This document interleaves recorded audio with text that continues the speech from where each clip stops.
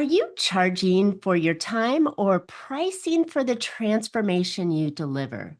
Because that one decision could quietly be capping your revenue. On this episode of Profit with a Plan podcast, we're talking about profitable pricing strategies and why so many high earning women business owners still undercharge, even when they're delivering powerful results. We'll look at why hourly pricing can keep you stuck in a ceiling you didn't even realize you built, how to stop deciding what your clients can or cannot charge, and why confidence is not just a nice bonus, it's part of your pricing strategy. So, if you ever felt that you had to soften your price before saying it out loud, or second guessing your rates before the sales call, or even worse, price based on what feels safe instead of what reflects the real value you create, this conversation is for you. So on Profit with a Plan podcast, we're going to change the way you think about pricing before your next sales conversation.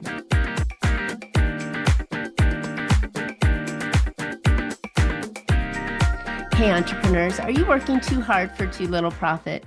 Well, welcome to Profit with a Plan, the podcast where we help business owners grow smarter, increase profitability, and build a company that's worth more, whether you keep it or plan to sell it. I'm Marcia Riner, business growth strategist and the profit booster behind Infinite Profit. Each week, I bring you practical strategies, expert insights, and real-world steps that'll help you grow your revenue, improve your margin, and build a stronger business.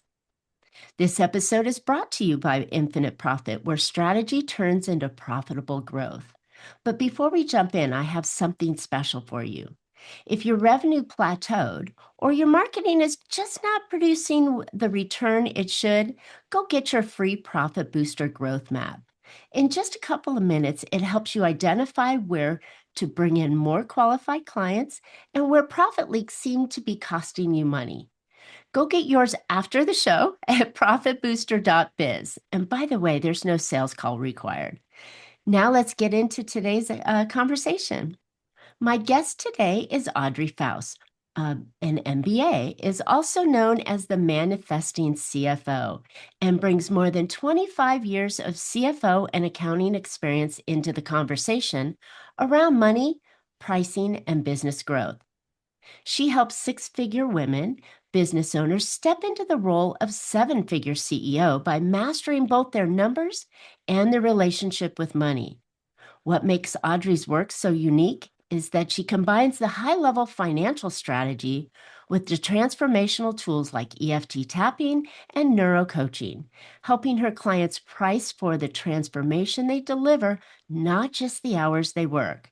So today we're talking about more profitable pricing strategies, how successful owners can outgrow the way that they've been pricing, and why charging by the hour may be costing you more than you realize. Audrey, welcome to Profit with a Plan. Thanks, Marcia. I'm excited to be here. Thanks for having Oh, me.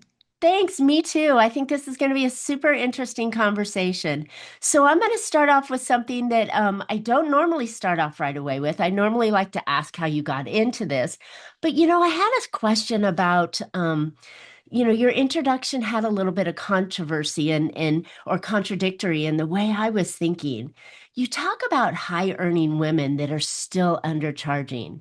And my question to you would be, how can some women make six figures and still be pricing below the value that they deliver? What a great question. Well, not only are six-figure women doing this, but also seven-figure. I Mm, work with multi-six to seven-figure women, and I see it at every level. really? Uh, yes, they are deciding for their clients what they think they will or won't pay. That's one of the very common things. They are not looking at the entire picture when they're doing their pricing. They're just thinking about who they are, right? Mm, Um, Comes to mind as an interior designer I'd worked with who was at almost seven figures. And when we went into what I call the signature profit plan, which is when I work with women, we create this vision of what their business looks like in a one pager. And when she finally saw, well, she knew she wasn't making a profit. She had been in business for 20 years, almost seven figures, and was barely bringing in $20,000 a year. That's Really? hard to believe. Wow. And she was literally ready to close her business down when she came to me. And I don't blame her. Like, that's a lot of work, almost seven figures business, and you're not bringing in a profit. Hmm. But she was doing a couple of things. She was pricing by the hour, which somebody that's been in business for 20 years, like the client is benefiting from from the hourly rate, not them, Hmm. right? Because they're doing things quicker, they're more efficient, they're more experienced, they have all the things already, all the experience, all the 20 years experience that she had, she was tying into an hourly rate. And she wasn't really looking at all her overhead, right? She had a staff, she had a team, and she was taking into account some of their work, but not all of it. And until you see it all on one page, right? On the signature profit plan, until you see it all on that one page, like logically, it's hard to understand. Oh, well, I have this project manager that I'm not billing for. I have this, you know, other person, this administrative assistant that I'm not billing for. And when I'm charging, X number of dollars per hour for the interior design I'm doing, I'm just taking into account my personal time, Hmm. not the time of the entire staff of the business that is actually working behind the scenes, right? All the things, the billing, the accounting, the bookkeeper, all the things that create this business and business expenses can add up quickly if you're not pricing it correctly. Exactly. That's a great story, and I'm glad you share that because it's like we don't think about all the nuts and bolts that go on behind the scenes that when we need to price into that. Now, I've had guests on that said, "Oh, yeah, we have to price in everything that your operating expenses plus your cost of goods sold." But then I have some people say, "Well, maybe you can't price in all of your operating expenses that you have to do in it because then it maybe prices you out of the market." But I still think you have to look at the whole picture, right? You got You to do. look at the whole picture before you say, here's the project's cost, right? As well as the marketability and how competitive you are with your competition. I mean, that's a lot of pressure that comes on you when you do that, when you make that pricing offer. So when we look at that kind of information, we can look at the hard numbers and go, wham, here's the price. But then we women, you know, we're in the back of our head, right? Oh my gosh, am I worth Always. that? Did I do that right? Should I, can they afford it? Right? They won't pay that. I know they won't Right. pay that. Exactly. Oh my gosh, it's crazy. And I know for the gentlemen that are listening to us, yeah, we do go through this in our head. And it's crazy on what we price. I have a client that's doing the same thing. She's undercutting herself all the time. And I'm like, what are you doing? Yeah. So how do we factor that in when we're looking at our pricing? All the stuff that goes around and then all the stuff that's sitting on our shoulders. Well, the first thing obviously is to look at the whole picture. Like I like to at it from two angles, right? From the logical end. That's the signature profit plan. But then there's also this mental part that goes with it, especially with women. And one person that actually just comes to mind is a physical therapist I'm currently working with. And yes, she needs to price on an hourly because that's the way that's priced. There's really no other way to price it. However, Sure. um, when we were doing market research in her business, I said, well, what's the highest price person? And she told me the number. And she literally said, what does she think she's curing cancer? But those are the stories that we have in our brain. Like we make this judgment about what we charge or what someone else is charging. And then we decide, right? And then often we think we want to be the lower price because that's the better thing to do. But I literally said to her, I said, well, it depends. Do you want to be seen as the Walmart or the Tory Burch, right? So I'd rather be the Tory Burch brand Yeah. than the Walmart. And the problem with being the Walmart brand is, yes, you will get clients, right? Because you're cheaper than anybody else in the market. But you know what? As soon as the next person comes in that's cheaper than you, those clients are going to bounce. Exactly. Yeah, Exactly. And I think what I always try to wrap around is, and you brought this up in your information that you assimilate. Um what are they actually getting from you though, right? Because if I come in and I'm helping you grow your company, we'll just throw that example out there.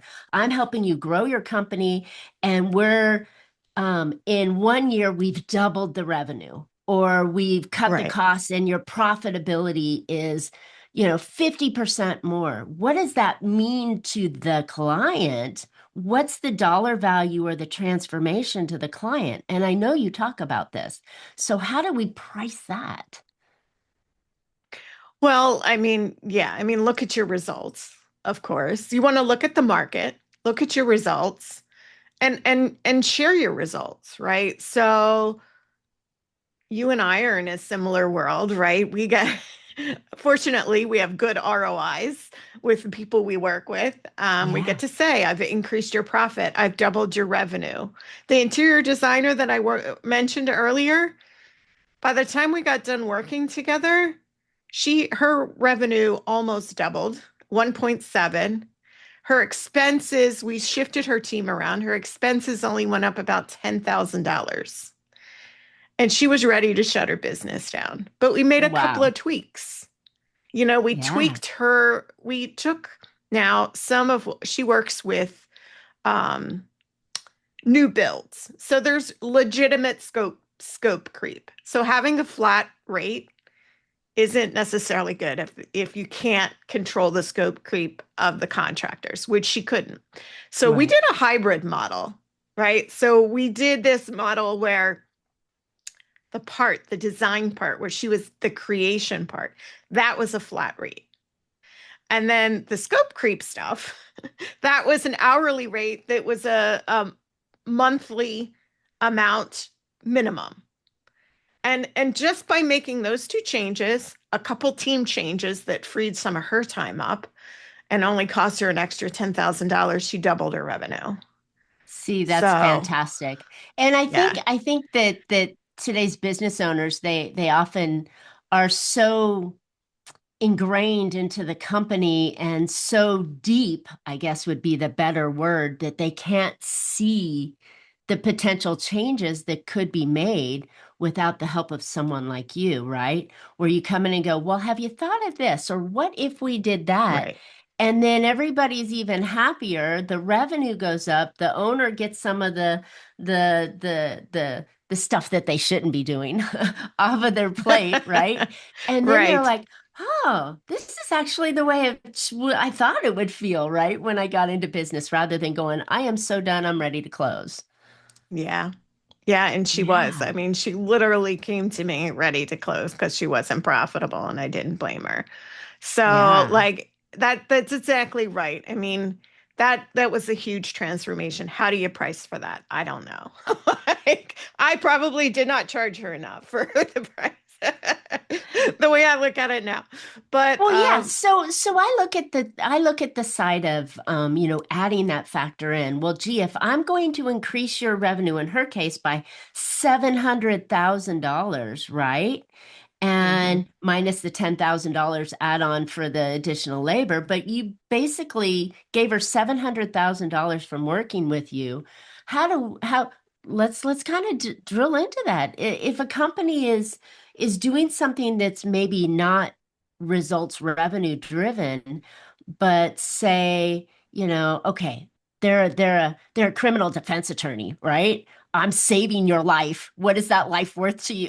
I mean, could Yeah. you go to that aspect of saying, well, what does this mean for you if you could X, Y, and Z?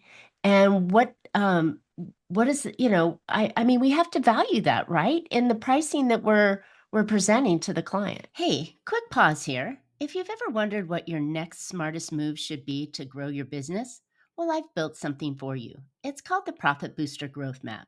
It takes only about 2 minutes, it's totally free, and it shows you exactly where you're leaving money on the table and what to fix first. Go grab it for free at profitbooster.biz/growth map. Then come right back to the episode. Right. Yeah. I mean, you do have to value that. It's sometimes harder to, you know, put a price tag on that. But Sure. But it you should be also factored in can't, though, right? Of absolutely, some way.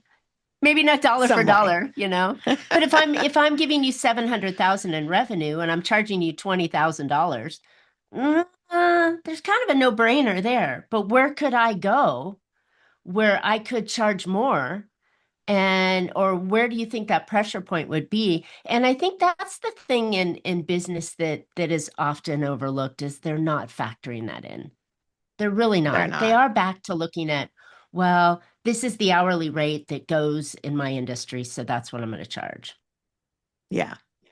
And what we did with her, like I said, was the hybrid method. So her design part, where she could do that in her sleep, and that's where we increased the price. And then the other part, the hourly rate, we actually kept her hourly rate the same, because it was market standard, but that was just for the scope creep. And we put a minimum on, right? So if the job got extended from the original 9 months to now 12 months, she's actually making more money and not less. And not So, losing money on the deal because she didn't yeah. factor that piece in. Well, good. Yeah. All right. Well, this So, is this is really helpful. Figuring out how to price is, I think, the first thing that many people do, but they often don't revisit that. They've been in business for a few years. When do they start? When do you think they should start to revisit their pricing? well, I like to look at the close rate. So, what Mm. do I mean by the close rate? You probably know, but maybe not all your listeners know. For as many, sales calls that you get on, or proposals you send out, whatever it is, however you do business, how many of them close? Mm. So close rate should be not be 100%, or you're definitely undercharging. Like, I love it. Oh, I when I ask I women that close every sometimes, deal. What are you I talking close about? every single deal, and I'm like, okay, we're raising your prices. They're like, what? And I'm like, yes, because you shouldn't close every deal, even though we think we want to. If you're Mm. closing every single deal, you're not priced high enough. So I Got usually stay it. between the 50 and 75% mark. Okay. Like, you should be in that range. Now, if you're under the 50, if you're not closing 50% or less, it does not mean that your price is too high either. Good point. There Good could point. be There could be another other problem. factors. Lots of Yes. other Like factors. follow up, I worked with another, this was actually a guy, work with mostly women, but if guys come to me, I don't say no.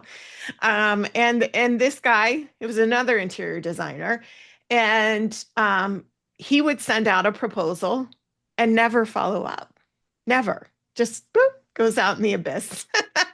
And assume that they got it, assume that they didn't want to sign it. So when we first started working together, first thing I had him do is go back for 6 months and follow up with every single proposal. And he immediately got additional work. Like, Mm, maybe it wasn't that exact proposal, but they asked him for another one, and then he implemented a follow-up process. So there's a whole myriad of things that could be if you're closing less than 50%. It's not always got pricing. it. It usually isn't pricing, especially Got when it. women are involved. Okay, so when you look at so what you're stating then is that if you are under or if you're over 75% close rate, then you should probably consider increasing your pricing. Yeah. If you're under 50%, then you want to see and possibly consider pricing, but see whatever everything else is in line and working properly before you adjust your pricing, right? Right. Exactly. Good. Okay, cool. So that's a nice window to look at. So now let's kind of get into the real problem that a lot of us women entrepreneurs and several men entrepreneurs kind of go through, which is um they can't afford that. Or, the stuff that's going on in our head when we do make that price, that offer, right?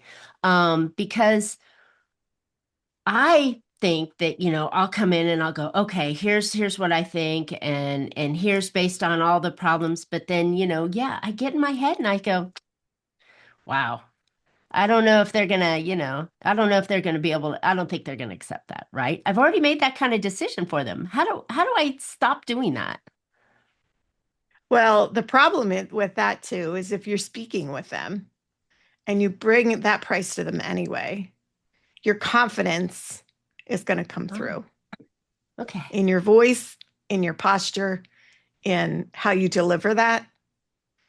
One thing that women do, which if you ever record a sales call, I'm sure you don't do this, but if you ever record a sales call, a lot of women might state their pricing as a question.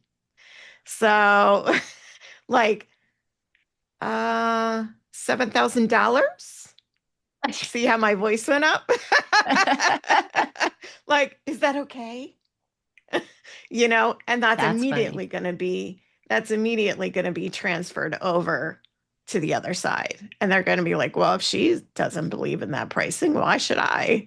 You know, right? So That's that's really good. That's really good. So confidence in the price that you're presenting to the customer.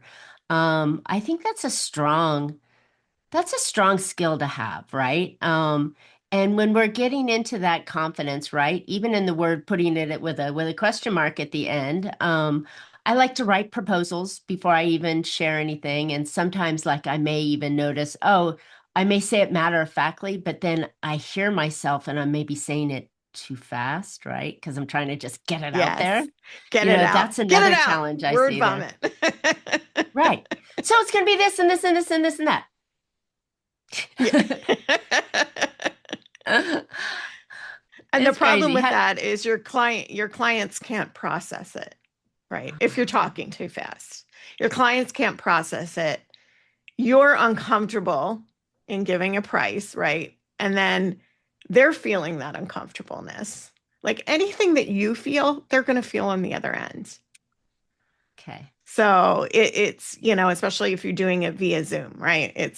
They're going to feel that on the other end. And that's where I say practice it, right? And only deliver a price that you're comfortable with, like Mm, that you are confident.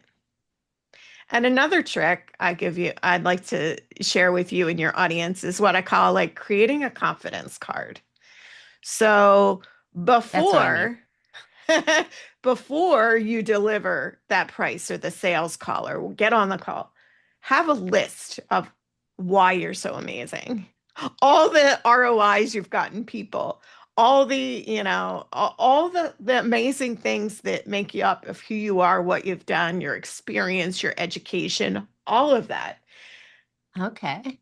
If you have a little list that you can read before a sales call, that's going to pump you up. That's going to like bring in the confidence in your pricing. Like, oh my gosh. I mean, for instance, I worked with an eight-figure or a multi seven-figure entrepreneur that got an eight-figure exit. I saved him millions of dollars. And, anytime I get in my head about my pricing, I'd be like, yeah, remember that guy? You saved him millions of dollars. Imagine if you worked on Yes, commission,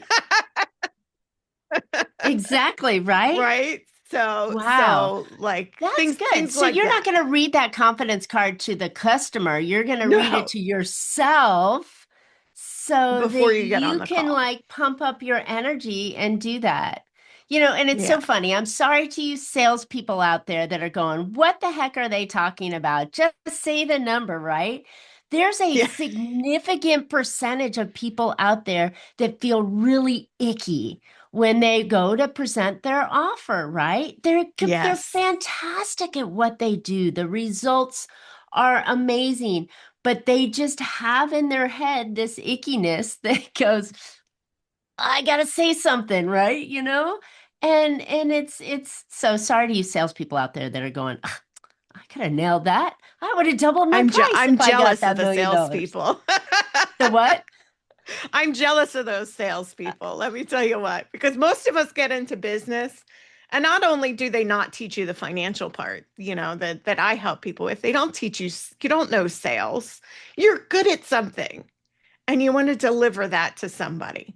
But all this other crap goes with it, right? And nobody teaches you it unless you hire an expert and you learn and you trial and error and all these things along the way. But, if you have that sales as your genius, then, I'm very jealous of you because it is not my genius. It is definitely something I had to work at. But yeah, so some things, numbers come easy to me. That's my genius, right? But sales is not. And Mm, maybe numbers is not everybody's genius, which is why I exist. exactly. So, a lot of that too is mindset that childhood programming, believe it or not. So you can go all the way back to when you were a child. So I have I did a neuro coaching certification and know about all the brain science that goes behind all this stuff that we struggle with.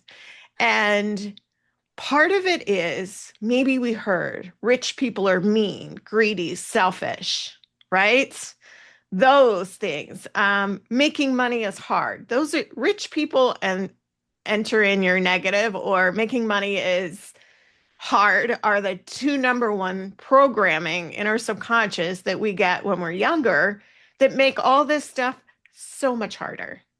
Because if we're charging more, that means we're making more money. And either A, it's not hard enough, or B, like we're going to be rich and then we're going to be mean or selfish or greedy. So Wow. um, we're fighting all this internal programming that's in our subconscious that we don't even know is there. And our subconscious actually runs 95% of our thoughts, and we have 80,000 thoughts per day.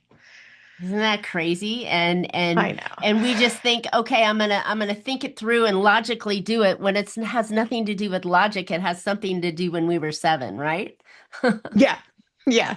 Something our parents said about the rich neighbors or Yeah, that's crazy. something Okay. like that. All right. All right. So then we can overcome this and we can get confidence or build confidence and we can get comfortable delivering a price based on the numbers of our company. And we can deliver a price based on the value that we're providing to the customer and the results that they're receiving on the other end that will make everybody happy, right? So then that kind of goes back to the woman thing that everybody's happy in this situation. I made money, they made success. It was an easy transaction. Everybody's good, and then we're all happy, right? Let's hope so. Okay, so this is an interesting dilemma, right? That we want success. We know our stuff can produce the success we want. And really, truly, it sounds like what's getting in the way is understanding the financials and having the confidence to deliver it. Is there anything else that we're missing? I mean, that seems pretty big as it is. Yeah, I mean it's what it is. It's believing in ourselves. It's not deciding for the client. It's any of the programming that we're bringing into all of this as business owners of who we don't want to be. So we're like, oh, I don't want to be this or I don't want to be that. I don't want to, what was my physical therapist said? When am I curing cancer? Yeah, That was, right. Well, you actually, know, you're enabling the person to go back to work. You're enabling them to have the fun things that they wanted to do, right? Yeah, yeah. So, but again, that's a mindset that was somehow put inside her mind that we then have to dive into and say, where is that coming from? Mm, It's all about our worth and our value. And women struggle with that more than anyone. Did you know that we price ourselves 30% less than men? Like, that's yep. sad. We're pricing ourselves 30% less than men We're taking a 30% pay cut, right? If we were intentionally standing up because we're and the doing other it. thing, yeah, and we're doing it to ourselves, which is stupid, Yeah. right? You want to just shake your friend and go, girlfriend, what are you doing? Let me fix your crown. Let me tell you what you Yeah. can do right Fix your or what crown. you're already doing right. And all you have to do is say, believe in yourself that that's it. But I love that you Yeah. said if you practice this, right? You take your confidence Yes. card and you practice the pitch, the offer, the conversation that you're having. And if you believe truly that what you're delivering is worth that, then how come you Yeah. can't throw your shoulders back and say, I'm charging you, $10,000 for that, or whatever it is, Yeah. right? A Why hundred can't why percent. can't we do that? I don't All the understand. things. All the All the things. laundry list of things that we put on ourselves, right? Yeah. Yeah. That's fantastic. So when you're working with people, how do you get past that? Now that we've realized that we've done this to ourselves, how do you get past that? Well, when I work with people, that's where the neuro coaching stuff comes in. We don't even look at the numbers. We don't even look at the profit plan that we create until we get into the mindset first. Mm. And um, and I hate to use the word mindset because people, oh, I can have a positive mindset. It's not really that. It You doesn't can't think really your way through portray this. that. No, no, it's your subconscious beliefs. It's all those stories running in your subconscious that you don't even know is there, right? So I like to sometimes it feels like you have one foot on the gas and one foot on the brake. And if you feel that way, right? If you feel like you have one on the gas and one on the brake, it's because there's something in your subconscious that is putting that brake on. Mm. And you don't know it's there. And you're like, why does it always feel that way? Why do I always feel like I'm doing this? People can't see my hands if they're listening, but one foot on the gas and one foot on the brake. Why does it always feel like that? Because your subconscious is running the show. So that's what we Mm. dive into first. Before we even look at the logical side, before we even go to the numbers and saying this doesn't make sense logically, we go into what's going on that brought you here because that's the key. There is some story going on beneath all of this that has created it. You know, either you deciding for what your clients won't pay, or you're not wanting to be rich, greedy, or selfish, or you not, all these stories, or that you believe you have to work so hard to make money. That was one I had to reprogram. Was my mom used to always say, "We work hard for our money." And I internalized that as you have to work hard for money. Mm. So that's where we dive in first. Let's find out all these things that are going on in your subconscious that are keeping you from the success that you really truly want and deserve. And until you do that, you're going to be on this hamster wheel forever. So that's why we Exactly. start there. Then, when we get to the logical stuff, we start looking at the profit plan and look at the financials and start making changes that make sense. Your mind is open to that Mm. instead of still fighting it. Oh, I like that. So you're working on the mind first and saying, okay, where am I sabotaging myself, right? Where am I getting Yes. in my own way? And then, when you said, I'm like you too, I'm comfortable with numbers, as long as I have a calculator. I can't add two and two in my head, but and then you can look at the logical stuff and go, okay, that makes better sense. And yes, I see where I'm failing, or I see where I'm forgetting these pieces in there to be able to make this much more profitable. Because the ultimate results of creating a business is to, one, find a customer, and two, make a profit. If you're not making a profit, You either don't have the customer first, or you are not, you have a very expensive hobby. Yeah. And you Very need to be able expensive to, you hobby. need to be able to produce profit. And I mean, everything down to, the IRS rewards you for making money, right? You're helping the community, you're paying taxes, you're doing, you're hiring people, you're doing all these things. There's a reason the business is developed for it. And I think that's the piece that absolutely has to be there. You have to make a profit. So, which is Yes. what And your I'm all about profit too. should be decent, right? So I like Yes. to think of your profit as something that you would make if your profit, not your revenue, you would make if you had a job, not your Yes. revenue. People get excited about a six-figure revenue, but No. what's your profit? What what But what's what's your it what profit? what's Is your it when profit it's all said and done? What do you $5,000? got left? Because you can go work at McDonald's and make more. So, you know what I Yeah. mean? So, and people are like, "Well, I don't want to pay taxes." That's a whole thing around profit, which makes me cringe because like if you're working a job, you're paying taxes, Yeah. a W-2 job. So, Yeah. just because it feels a little different when you're making paying taxes on your profit doesn't make like like you said, it's an expensive hobby if you're not making a decent profit that you can live off of. Exactly. Well, that's great, So, Audrey. Okay. So we're running out of time because this is a yeah. really interesting topic and it's double-edged. So I think that's why we spent a little more time on it because it is your head, your mindset and the actions and your beliefs that you're thinking about, as well as the hard numbers and the logics of running a business. And so I think that straddling both sides is super valuable. But where can listeners find out more about you and how they can kind of get out of their own head, get the numbers in line, and start making that money? So, yes, you can pay taxes. Celebrate paying taxes. Let's say that Yes, because that means you made a profit. Not many yes, people celebrate paying taxes, but the people that have figured it out do. good. So you can find my website is Audrey Faust, AudreyFaust consulting.com. And at that website, if you do audreyfaustconsulting.com/pricing, I have a free PDF I made especially for your listeners.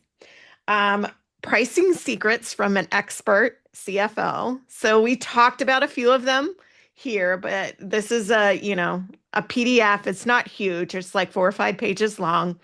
It's got some stories, so it's fun to read. It's not all boring. And then it's got a lot of questions that you can kind of ask yourself to kind of decipher if you're pricing correctly. And yeah, there's some really good, there's the ROI, one that we talked about, but there's also some others. And also there's a story about one of my clients who actually made a decision for someone, and then I'm not going to ruin the story because it's kind of fun, who made that pricing decision and he didn't need to and Ah, lost some money in the process. But anyway, so there's some fun stories in there, some questions you can ask yourself. And again, that's audreyfaustconsulting.com/pricing for the free perfect. PDF. If you reach out to me, I'm on Instagram, I'm on Facebook at the Manifesting CFO. And I'm also on LinkedIn. That's probably my largest platform. And I'm on Audrey Faust on LinkedIn. Perfect. Well, listeners, go find Audrey, go get this PDF, figure out what's getting in your way and your pricing way, because we all know that, I mean, we just went through, COVID, we coming out of the, into different pricing things. We're going into different ups and downs in the market. And we always, like I hear from people, oh, well, I can't raise my price. Well, tariffs just raised your price, or Yeah. taxes just raised your price, or the cost of living just raised your price. But if you're not raising your price, then you're eating that and your customers are getting a significant discount on what they're able to spend on you. And so I think this pricing story is really something that you want to get a hold of and figure out how to improve your pricing so at least so you can be more profitable, right? Yes. And all you Definitely. women out there, raise your prices 30%. Exactly. Go right off the get. And even if you're not going to, rarely are you going to just drop a 30% bomb. Maybe you need to do it 5% every 6 months, right? There's ways to do it, but it's time to step Or up new and, customers, right? yep. Yeah, That's it's what time to time, step up for the sometimes you market. can just raise it for new customers. Yeah. Figure it out. Figure it out. All right. Well, thanks for listening today. I hope you walked away with some practical ideas that you can put to work right now to grow your business for more profitable and a valuable business, right? Because the business that we want today, is an asset that we can sell sometime in the future. So I want you to think about that one as well. All right, before you go, if you want a clear path to more revenue and stronger profit, go grab your Profit Booster Growth Map right after the show. It'll quickly show you the top opportunities to grow revenue and stop those profit leaks that may be holding your business back right now. And you can go get that anytime at profitbooster.biz. And if this episode gave you value, be sure to subscribe with it and share it with another business owner who might need to hear it. And I'll see you next week for more strategies that'll help you grow smarter and profit stronger. So until then, make your plans and profit with them. Thank you so much, Audrey. This was fun. Thank you.